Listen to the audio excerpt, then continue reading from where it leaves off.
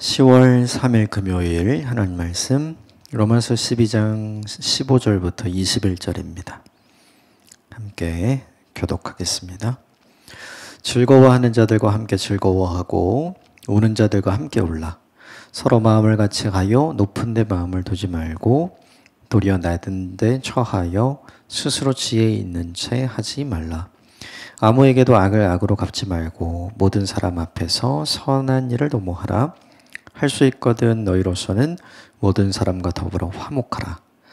내 사랑하는 자들아 너희가 친히 원수 갚지 말고 하나님의 진노하심에 맡기라. 기록되었을 때 원수 갚는 것이 내게 있으니 내가 갚으리라고 주께서 말씀하시니라. 내 원수가 줄이거든 먹이고 목마르거든 마시게 하라. 그리함으로 내가 숯불을 그 머리에 쌓아 놓으리라. 악에게 지지 말고 손으로 악을 이기라. 오늘 말씀도 어제 본문 이어서 계속해서 좀 필요한 것들을 보고요. 우리에게 좀 적용해 보겠습니다. 먼저 15절. 즐거워하는 자들과 함께 즐거워하고 우는 자들과 함께 울라. 즐거워하는 자들과 함께 즐거워하고 우는 자들과 함께 울라. 왜 이렇게 말씀하셨을까요? 이렇게 안 하는 거죠. 즐거워하는 자들과 함께 즐거워해야 되는데 즐거워하는 일, 기뻐할 일이 있는 사람들을 질투하고 시기했던 거죠. 우는 자들, 슬픔에 빠져서 절망에 빠져서 우는 자들이 있는데 그들과 함께 울어주는 게 아니라 그들을 정죄했던 거죠. 이럴 만한 일이 있었어. 잘 생각해봐. 마치 욥의 친구들처럼. 이 본문을 정리를 하면 이런 사람이 되라 라고 할 때 공감해 줄 아는 사람이 되라. 이렇게 표현할 수 있을 것 같아요.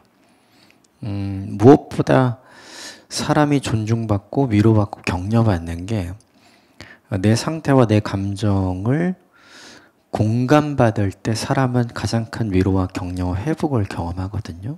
예수님이 공생의 기간 동안 보여주신 게 그거잖아요. 함께 우는 자들과 울어주고 함께 기뻐하는 자들과 기뻐해주고 소외된 자들에게 함께 가서 식사해주고 간절히 하나님의 자녀라는 말을 듣고 싶은 사람에게 그 말 해주잖아요. 딴 거 큰 거 한 일보다 그들과 함께 하고 그들과 함께 웃고 예수님이 제자들 훈련시킨 것 같지만 사실 예수님이 하신 일은 그냥 함께 산 거죠.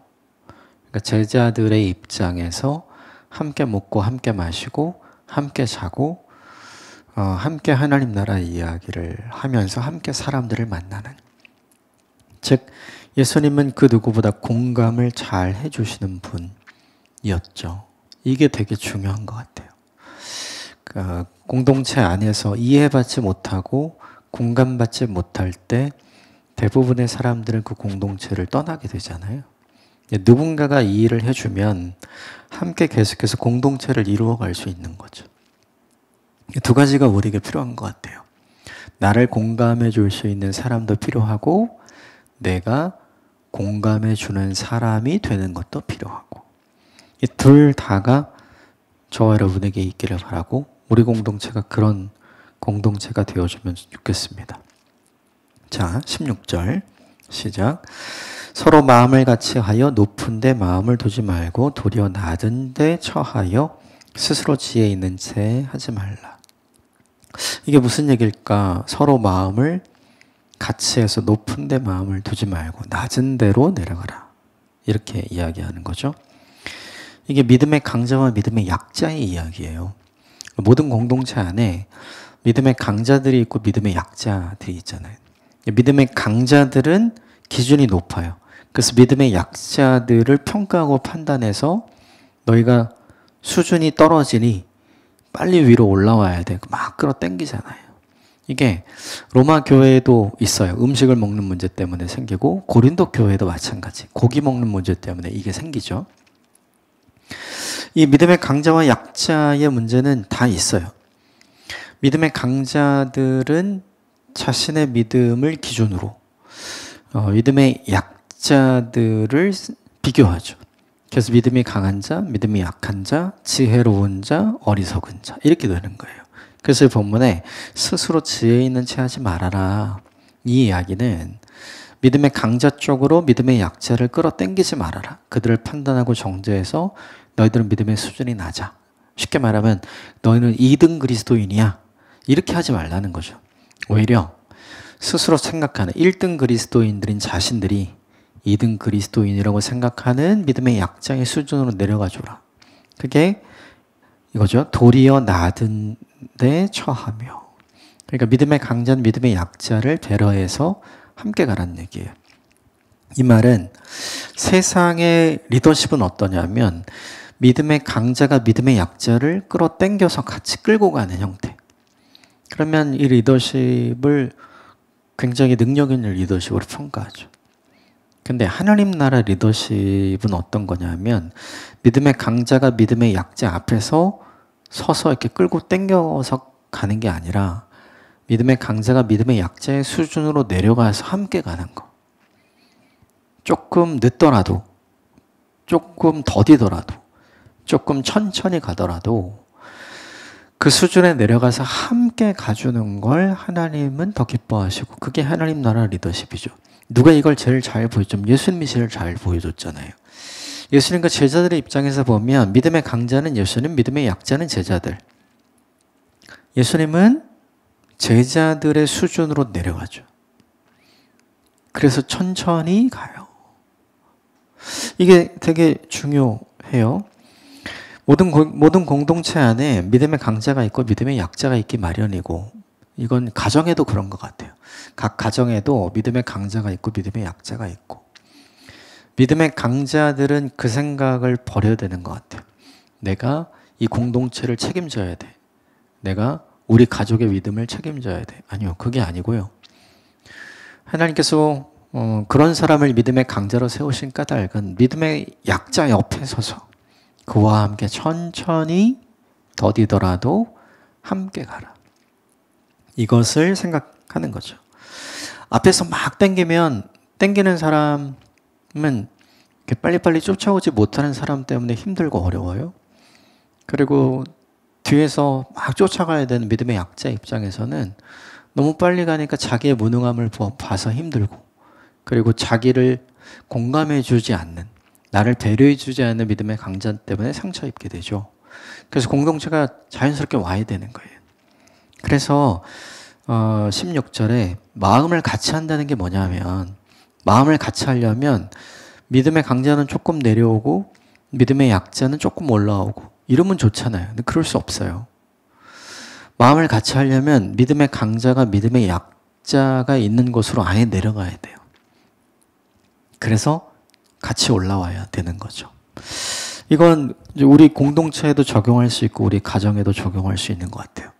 실제로 우리가 어떻게 해야 되는지 하나님이 바라고 원하시는 믿음의 강자의 모습은 어떤지 한번 생각하고 적용해 봐야 할 내용입니다.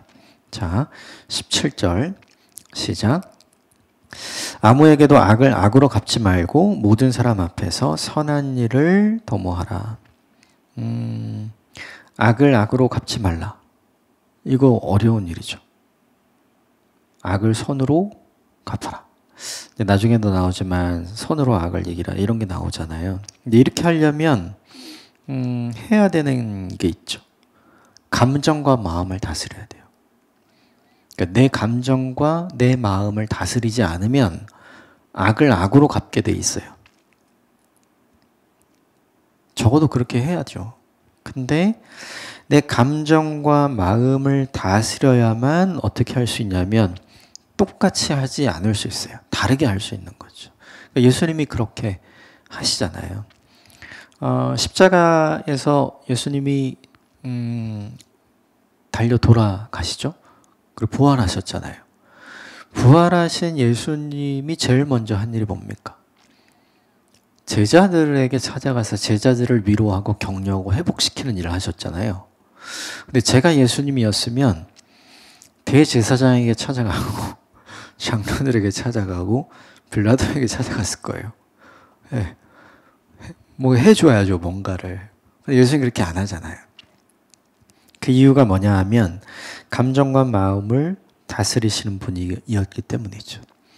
흔히 요새 우리가 하는 말로 기분이 태도가 되지 않게 하는 거예요. 이게 되게 필요한 일인 것 같아요. 어떤 사람이 이렇게 할 수 있느냐? 마음과 생각을 다스릴 수 있는 사람. 우린 그런 사람을 성숙한 사람이라고 부르잖아요. 이 성숙한 사람은 보는 게 조금 달라요. 나에게 악을 행한 그 사람을 내가 갚아줘야 되는 대상, 분노의 대상, 원수로 보는 게 아니라 그를 불쌍한 사람으로 볼 수 있는 눈이 있는 거죠. 예수님이 그랬죠.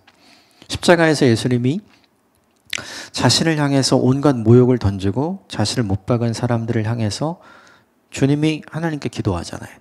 아버지, 저들을 용서해 주십시오. 저들이 자기가 하는 일이 어떤 일인지 모릅니다. 저들을 불쌍한 눈으로 볼 수 있는 눈이 주님에게 있었던 거죠. 결국 이것이 교회 공동체 안에 필요한 거예요. 생각을 해보면 악을 악으로 갚는다. 이거 상식이잖아요. 선을 선으로 갚는다. 이것도 상식이잖아요.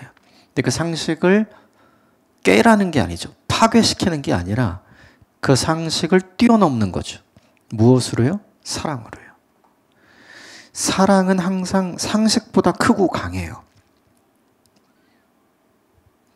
더 사랑하면 더 참게 되고 더 사랑하게 되고 더 섬기게 되죠.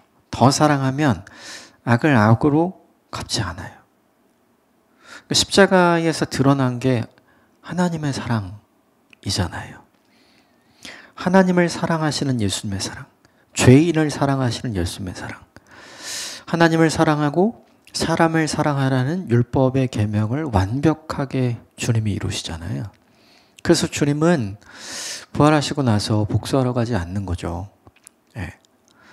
이 본문이 우리에게 보여주는 거죠. 결국 그 사랑이 충만해야 우리의 마음과 감정을 조절하고 다스릴 수 있는 능력이 생기는 것 같아요. 그래서 우리가 언제 악을 악으로 갚겠다고 생각하고 다짐하고 행동하느냐? 그 하나님의 사랑이 줄어들 때, 그 하나님의 충만한 은혜가 줄어들 때. 쉽게 말하면 우리 흔히 그런 이야기 많이 하잖아요. 은혜가 떨어졌을 때, 뭐 영빨 떨어졌을 때, 뭐 이런 이야기 많이 하시는데 그런 순간에 보면 우리가 이렇잖아요. 그러니까 이렇게 안 하려면 우리에게 필요한 게 뭐냐 하면 하나님의 사랑을 충만하게 우리가 경험하는 게 필요한 거죠. 자, 18절 시작. 할 수 있거든 너희로서는 모든 사람과 더불어 화목하라. 모든 사람과 더불어서 피스메이커가 되라. 이렇게 이야기하는데 저는 이 본문에서 너무 좋은 게 할 수 있거든 이에요. 할 수 있거든. 가능하면. 그러니까 할 수 없는 상황도 있다는 걸 아시는 거죠. 누구에게나 다 그럴 수는 없는데 이게 억하심정을 갖게 되는 마음을 갖는 사람들도 있잖아요. 그러니까 그걸 정죄하지 않으시는 거예요. 우리가 가진 한계를 주님께서 알고 계시는 거죠. 할 수 있으면 너희가 이렇게 추구해야 돼 라고 이야기를 해요. 그러면서 19절 같이 읽읍시다. 시작. 내 사랑하는 자들아 너희가 친히 원수를 갚지 말고 하나님의 진노하심에 맡기라. 기록되었으되 원수 갚는 것이 내게 있으니 내가 갚으리라 주께서 말씀하셨느니라. 원수를 네가 갚지 마라. 하나님께 맡기라. 이렇게 얘기하는 거죠. 왜요? 그럼 똑같은 사람 되니까. 그 악인과 똑같은 사람이 되기를 원하시지 않는 거죠. 내가 그렇게 되기를 원하지 않는 거예요. 이게 하나님 마음이죠. 이걸 친히 실천하셨던 분이 예수님이시죠. 아까 말씀드렸던 것처럼 부활하신 이후에 자신을 십자가에 못 박았던 사람 일일이 찾아가서 그들을 십자가에 못 박지 않잖아요. 예수님이 하신 일은 거기서 아무것도 할 수 없었던 패배자, 그리고 도망자, 그리고 절망자였던 제자들을 찾아가서 그들을 다시 회복시키는 일을 하시죠. 이게 중요한 것 같아요. 이 일은 근데 사실 어려운 일이죠. 아니, 어려운 일이라기보다는 사실 하고 싶지 않은 일이에요. 우리는 하고 싶잖아요. 원수 갚아주고 싶죠. 그런데 그걸 하나님께 맡겨라. 이렇게 얘기하죠. 그게 너의 믿음이고 네가 해야 할 일이다. 이 부분은 참 어려운 말씀이고 실천하기 어렵고 하기 싫은 일이지만 우리가 기억해야 할 말씀이긴 한 것 같아요. 사람이 살아가면서 원수가 없는 인생은 없는 것 같아요. 누구나 다 내 인생에 씻을 수 없고 잊을 수 없는 상처와 어려움을 준 사람을 다 만나게 되거든요. 근데 그렇게 되면 그에게 갚아주기 위해 남은 인생을 쏟아붓고 낭비하는 사람들이 있어요. 이거 되게 중요한 건 갚아주면 시원할 것 같지만 사실은 갚고 나면 되게 허탈한 경우가 많잖아요. 주님 그걸 아시는 것 같아요. 네. 그래서 그 일을 내게 맡겨라. 쉽지 않지만 이거 한번 해보면 좋겠습니다. 자, 20절 같이 읽겠습니다. 시작. 내 원수가 줄이거든 먹이고 목마르거든 마시게 하라. 그리함으로 내가 숯불을 그 머리에 쌓아 놓으리라. 이거 되게 어렵죠? 이 본문에서 중요한 말씀, 줄이거든 먹이고 목마르거든 마시게 하라. 이거 되게 어려운 이야기예요. 근데 그렇게 하는 게 어떤 거냐? 내가 숯불을 그 머리에 쌓아 놓으리라. 이게 속담 같은 거예요. 유대인들이 사용했던 속담 같은 거. 이게 어떤 뜻이냐면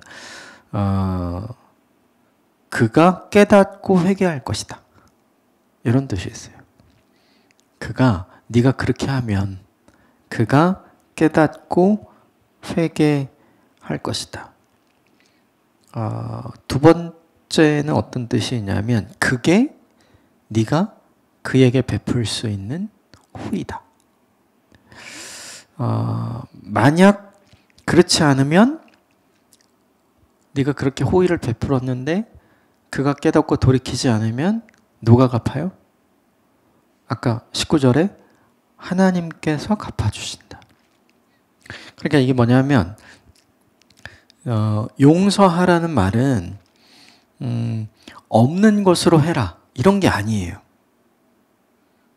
하나님은 없는 것으로 하지 않아요. 지금 갚아주신다고 말씀하셨잖아요. 그죠? 그러면 이 본문에서 중요한 게 뭐냐 하면 그 원수로 하여금 나를 통해서 누굴 보게 하는 거예요? 하나님의 성품이 어떤 건지를 보게 하시라는 거죠. 그게 예수님이 십자가에서 보여주신 모습이에요. 예수님이 제자들을 만났을 때 보여주신 모습. 제자들에게 예수님이 나타나셔서 제일 처음 하신 말이 평안하냐? 그죠? 안녕 인사하셨잖아요. 인사를 어떻게 해요? 다 불러서 어떻게 해야 돼요? 너 왜 그랬어? 너 왜 도망갔어? 왜 너 저주했어? 특히 베드로는 그래야 되는 거 아닙니까? 3번이나 그랬잖아요. 내가 그렇게 아꼈는데, 내가 그렇게 믿었는데 너 나한테 그럴 수 있어? 이렇게 하셔야 되는데 그렇게 안 하죠. 도마도 마찬가지죠. 디도모라 불리는 도마도 마찬가지죠. 의심했잖아요. 안 믿겠다고. 만져보지 않으면 안 믿겠다. 예수님이 만나서 만져보라 그러고 넣어보라 그러잖아요. 이렇게 얘기 안 했어요. 너 왜 의심했어? 내가 이렇게 된다고 했잖아. 이런 말씀하지 않잖아요. 그러니까 이 본문의 말씀은 원수를 대하는 상식이 아닌 다른 방식을 보여주므로 그를 통해서 그가 하나님을 보게 만들고 느끼게 만들고 경험하게 만드는 거. 그 통로로 우리를 사용하고자 하는 모습이죠. 마치 예수님이 하셨던 것처럼. 그러니까 결국 이 19절과 20절의 말씀이 우리에게 요청하는 건 뭐냐면 네가 성도와 교회가 되었으면 예수님을 닮아야 하지 않겠니? 네가 성도와 교회가 되었으면 예수님처럼 해야 되지 않겠니? 이렇게 요구하시는 거죠. 그래서 결론을 이렇게 냅니다. 21절 시작. 악에게 지지 말고 선으로 악을 이기라. 이 본문의 말씀 성도에게 한 거예요. 교회에게 한 겁니다. 이미 예수 그리스도의 십자가의 구속의 은혜를 얻고 구원의 기쁨과 감격을 얻고도 우리 인생엔 뭐가 있냐면 내가 갚지 않으면 안 될 만큼 내게 분노가 일어나게 하고 악을 악으로 똑같이 갚아줄 거야 라고 생각하게 할 만큼 그런 일들이 계속 생기는 거죠. 근데 그때 우리가 다르게 반응하면 그게 어떤 뜻이냐 하면 내가 변화하고 내가 성숙했구나 라는 의미가 되는 거죠. 결국 이게 무엇인가 하나님이 우리에게 바라고 원하시는 모습인 것 같아요. 주님이 우리에게 바라고 원하시는 것은 하나님과 하나님 나라를 위해 어떤 큰 일을 하는 거, 그거 말고 하나님의 성품과 마음을 가지고 예수님을 닮은 인생이 되어가느냐, 그걸 우리에게 더 바라고 원하시는 것 같아요. 예수님은 이것 그대로 하셨죠. 선으로 악을 이기셨죠. 쉽지 않은 일이에요. 그런데 이 일을 감당하잖아요. 어제도 말씀드렸지만 이 말씀은 할 수 없는 말씀이 아니라 하기 싫은 말씀이죠. 그런데 우리가 했으면 하는 말씀이에요. 고민이 되지만, 갈등이 되지만 이걸 그래도 언젠가는 실천하는 저 여러분이 되어야 하지 않을까요? 저도 고민이 많이 됩니다. 그리고 말씀에 비추어 보면 좀 부끄럽기도 합니다. 하지만 이 말씀을 우리에게 주셨으니 한번 오늘은 적용해 보는 날이 됐으면 좋겠습니다. 연휴가 이제 시작이 됐죠. 그리고 주말 지나면 이제 추석 연휴가 되는데 이 연휴 기간 동안 이제 가족들도 다 보시게 되잖아요. 축복하는 말, 또 사랑한다는 말, 그리고 서로 격려하고 위로 많이 해주셨으면 좋겠고, 또 하나님 주신 안식과 쉼이 있는 기간이 되었으면 좋겠습니다. 그래서 연휴 기간 동안에는 새벽 말씀을 잠깐 쉬고, 그리고 다음 주 금요일부터 저랑 또 다시 말씀 나누도록 하겠습니다. 평안하시길 바랍니다. 함께 기도하겠습니다.